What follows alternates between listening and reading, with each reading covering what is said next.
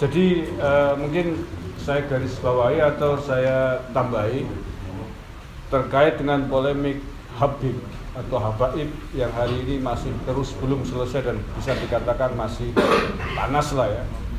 Itu bisa diklasifikasikan atau dibagi menjadi dua persoalan atau dua isu besar. Yang pertama adalah persoalan nasab. Persoalan nasab yang berangkat dari riset ilmiahnya Kiai Madudin Banten yang tadi sudah disampaikan oleh Gus Fuad, dan saya kira panjenengan juga sebagian sudah mengikuti bahwa atas temuan riset dari kitab-kitab nasab pada abad keempat dan 5 Hijriah, abad 5 Hijriah ya, jadi kalau Masehnya ya tambah 600 tahun lah, jadi sekitar tahun 1000-an Masehi. Itu ternyata memang silsilah habaib belum terkonfirmasi secara ilmiah atau belum bisa dibuktikan. Itu risetnya Kiai Madudin Banten dan sampai hari ini belum bisa dibantah oleh para habaib. Itu isu pertama, dan ini membuat suara di kalangan Nahdien khususnya terbelah.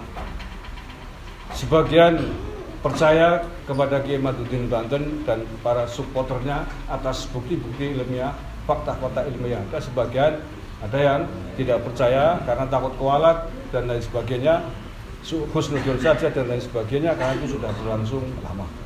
Nah, tetapi berawal dari kasus ini kemudian merembet kepada persoalan yang lebih serius. Menurut saya jauh lebih serius, karena mereka oknum-oknum habaib ini kemudian menghantam Wali Songo, menghantam zuriyah Wali Songo, dikatakan keturunannya terputus. Ini yang kemudian menjadi persoalan bersama yang menyatukan seluruh warga NU di Indonesia. Jadi Gus Fuad yang notabene adalah zuriyahnya Sunan Ampel diklaim atau dikatakan terputus. Menurut mereka zuriyah Wali Songo sudah tidak ada. Nah, ini menghantam seluruh keluarga besar zuriyah Wali Songo yang terhimpun dalam organisasi Naat, Nakobah Ansab Aulia Utisngah. Para zuriyahnya atau keturunannya Wali Songo punya organisasi lembaga yang namanya Naat, Nakobah Ansab Aulia Utisngah. Nah, belum cukup sampai di situ. Perlawanan dari para zuriyahnya Wali Songo kemudian merembet lagi. Oknum-oknum Habib ini kemudian menghantam juga tokoh-tokoh, kiai-kiai, ulama-ulama NU. Ulama-ulama NU, kiai-kiai NU dicurut-curutkan, dianjing-anjingkan, dibabi-babikan, corok-corokan bahkan oleh dedengkot pimpinan mereka. Gus Fuad dicurut-curutkan, dicorok-corokan. Ini membuat kita emosi semua. Ini perkembangan kasus berikutnya ya. Belum puas sampai di situ, Mbah Hasyim Asghari, Hadratus Syekh Mbah Hasyim Asghari, ulama besar kita, panutan kita, pendiri NU, dikatakan sebagai sosok yang bekerja sama dengan penjajah Belanda. Dikatakan tidak mau dikatakan menghalangi jihad warga pribumi melawan Belanda, disamakan dengan nenek moyang mereka. Ini juga memantik kemarahan, ketersinggungan kita semuanya. Sampai Gus Fuad bikin vlog, saya menangis pada saat ada Habib yang mengatakan bahwa dulu juga Mbah Hasyim Asghari membuat langkah melarang warga negara Indonesia pribumi untuk tidak melawan Belanda. Padahal tidak ada faktanya. Tidak ada fakta, tidak ada data bahwa Mbah Hasyim Asghari menghalang-halangi rakyat Indonesia untuk melawan Belanda. Tidak ada sejarahnya Mbah Hasyim Asghari bekerja sama dengan Belanda. Yang ada justru Mbah Hasyim Asghari mengobarkan apa yang disebut dengan resolusi jihad Nahdlatul Ulama 22 Oktober 45 yang hari ini kita peringati sebagai Hari Santri Nasional, karena menghormati peristiwa besar resolusi jihad NU yang kemudian lahirlah pertempuran 10 November di Surabaya yang konon ceritanya sampai memakan korban sekitar 50.000 jiwa lebih warga sipil santri-santri NU ketika melawan sekutu. Itu fakta. Kok kemudian dikatakan Mbah Hasyim Asghari kerjasama dengan Belanda? Ini kan membuat kita tersinggung sampai Kusuat menangis begitu. Dan terus ulah oknum-oknum HPB ini secara nyata menghantam keluarga besar NU, kiai-kiai NU. Jadi kalau kita runut memang hampir tidak pernah ada ketua umum PBNU yang luput yang tidak diserang oleh mereka. Ya, kemarin kan ketua NU yang sekarang Gus Yahya Khalil Stakuf diserang oleh bocil. Yang nyerang bocil, oknum aja bocil.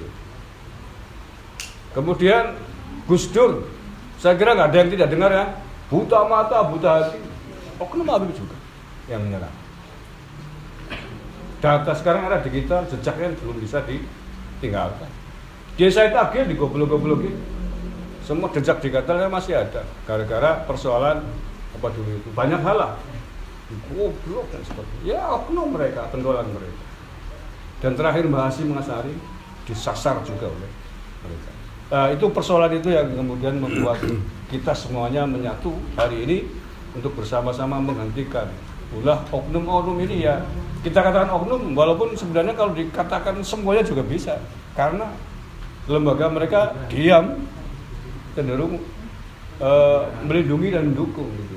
Nah ini yang saya kira tidak bisa kita diamkan di samping persoalan nasab, karena nasab tadi sudah bisa sampaikan memang terpecah ini suara kita. Ada yang yes kita dukung. Termasuk saya mensupport Kiai Mahyudin Bantun karena memang itu ilmiah, bukan fitnah, bukan bohong. Seluruh kitab nasab pada abad ke-4 ke-5 semuanya mengatakan demikian, tidak tersambung silsilah dari Ba'alawi.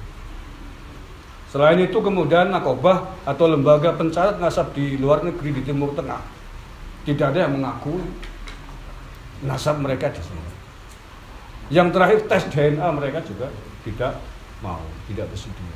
Tetapi tadi saya sampaikan ada sebagian kiai kita, orang kita yang memang kemudian mengambil jalan pintas, kita percaya aja husnudon dan lain sebagainya. Tetapi persoalan yang kedua tadi, persoalan mereka menghantam kiai-kiai kita, menghantam Mbak Hasyim Asharie, menghantam ketua umum PBNU dari masa ke masa, bahkan menghantam Amaliyah NU. Saya kira ini tidak bisa kita biarkan dan kita harus bersatu untuk menangkal gerakan mereka agar tidak dadrah, tidak terus menerus. Saya kira begitu Gus. Abdul Qadir Jailani. Oh iya, terakhir bahkan Syekh Abdul Qadir Jailani juga disasar. Ya videonya saya kira ngikutin YouTube sudah melihat ya betapa oknum mereka menyasar Syekh Abdul Qadir Jailani, direndahkan katanya kemuliaannya di bawah nenek moyang mereka. Tapi apa gunanya kayak gitu disampaikan?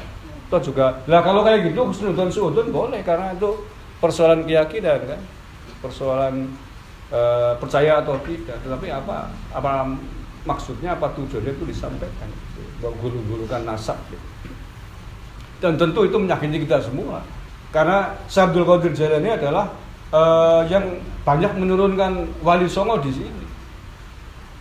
Sehingga kemudian kalau hari ini atau sejak lama amaliyah kita manaqib Syekh Abdul Qadir Jailani, thariqah qadiriyah dari beliau ya memang itu aja. Yang kemudian pelan-pelan sepertinya akan dibabat dengan amaliyah mereka. Al-Barzanji udah nyaris tidak ada, diganti dengan selawatan versi mereka. Jangan menganggap ini enteng itu. Sekarang apa ada Al-Barzanji di panggung-panggung lapangan itu kalau sholawat, bukan Al-Barzanji kan? Padahal Wali Songo mengajarkan kita membaca sholawat di musola-musola adalah Al-Barzanji. Tahlilan nyaris juga, tahlilan juga nyaris dihilangkan. Nah itu hal-hal yang perlu kita sikapi, kita cermati. Bagaimana kita bangga berterima kasih kepada leluhur kita, baik secara nasab maupun secara amaliyah, secara acara. Karena itulah yang telah menyatukan kita sampai hari ini. Saya kira itu tambahan dari saya biar lebih hidup.